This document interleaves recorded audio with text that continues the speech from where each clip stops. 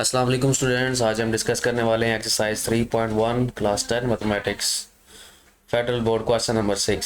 Question number 6 क्या है? Right symmetric and skew symmetric matrix of order 3।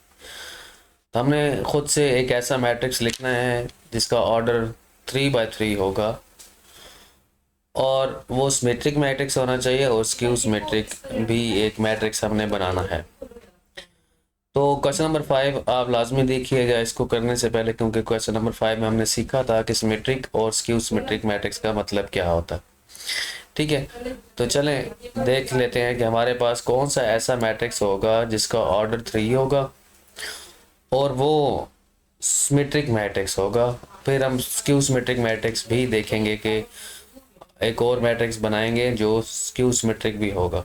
तो suppose करें ये एक मैट्रिक्स ए है और हम चेक करते हैं कि इसका ऑर्डर कितना दे दे। फॉर एग्जांपल 1 2 3 2 4 5 और 3 5 6 लिखा हुआ।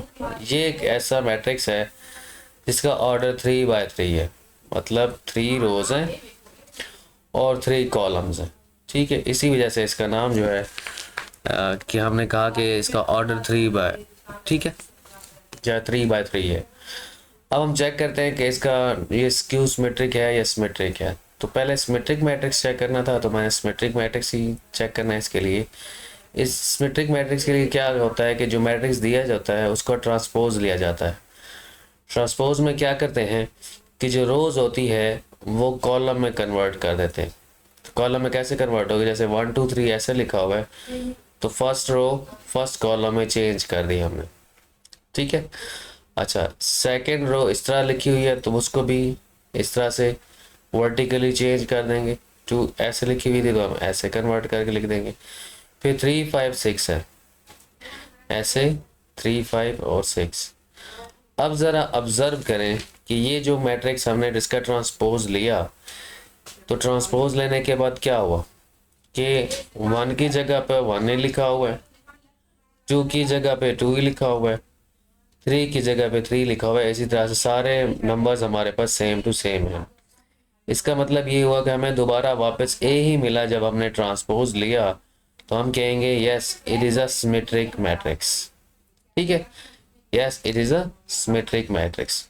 नेक्स्ट हमने ये देखना था कि एक ऐसा मैट्रिक्स बनाना है जो स्क्यू सिमेट्रिक भी हो। तो सपोज करें कि हमने खुद से एक बी मैट्रिक्स लिया, वो लिखा हुआ है 0 1 और 2, -1 0 और 3, -2 -3 और 0।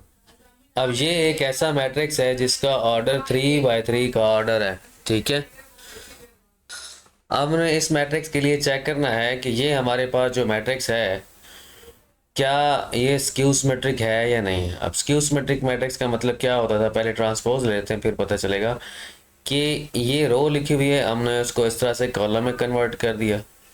ये रो ऐसे लिखी हुई है तो हमने इसको भी कॉलम में कन्वर्ट कर दिया। सेकंड रो सेकंड कॉलम में -2 -3 0 लिखा हुआ है तो हम इसको -2 लिख देंगे, -3 लिख देंगे और 0 लिख देंगे। अब ज़रा एक बात आप चेक करें कि जब हमने इसका ट्रांसपोज लिया 0 तो 0 ही रहता है। ठीक है, 0 एज इट इज़ रहा और 1 जो था उसका साइन चेंज हो गया -1, 2 था उसका भी साइन चेंज हो गया -2, ये भी -1 था तो वो +1 हो गया, 0 0 ही रहता है। 3 था तो -3 लिखा गया। मतलब क्या हुआ कि हमारे पास जो प्लस था वो माइनस हो गया और जो माइनस था वो प्लस हो गया जब हमने ट्रांसपोज लिया। इसका मतलब क्या होगा कि जब हमने एक बी मैट्रिक्स था उसका ट्रांसपोज लिया तो उसके लिए हमें नेगेटिव ऑफ बी मिला। नेगेटिव ऑफ बी का क्या मतलब है कि उस मैट्रिक्स का ट्रांसपोज लेने की वजह से एलिमेंट्स तो वही रहे लेकिन साइन चेंज हो गए उनके। तो इस वजह से हम कहेंगे कि that matrix B is a skew symmetric matrix. ठीक है, ये एक 3/3 ऑर्डर का मैट्रिक्स था। तो ये था क्वेश्चन नंबर 6। नेक्स्ट इंशाल्लाह एक्सरसाइज 3.2 डिस्कस करेंगे। Thank you for watching. अल्लाह हाफिज़।